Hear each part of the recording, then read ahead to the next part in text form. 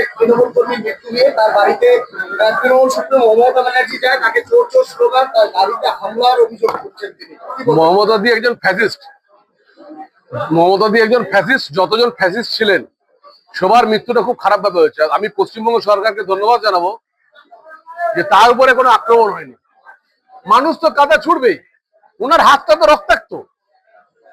আমাদের ভারতীয় জনতা পার্টির 350-এর উপরে কর্মীদের হত্যা করেছে, কেউ সাজা পায়নি।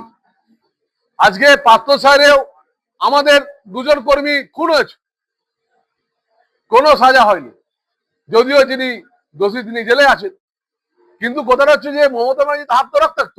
আমি স্বরাষ্ট্রমন্ত্রী শুভেন্দুবাবুকে ধন্যবাদ জানাবো যে তার কোনো আঘাত লাগেনি, এবং পশ্চিমবঙ্গের পুলিশকে ধন্যবাদ জানাবো যে তার কোনো আঘাত লাগেনি। এটার জন্য আপনাদেরকে ধন্যবাদ। কিন্তু মানুষ ওদেরকে দেখতে পাচ্ছে না, ওরা ফ্যাসিস্ট।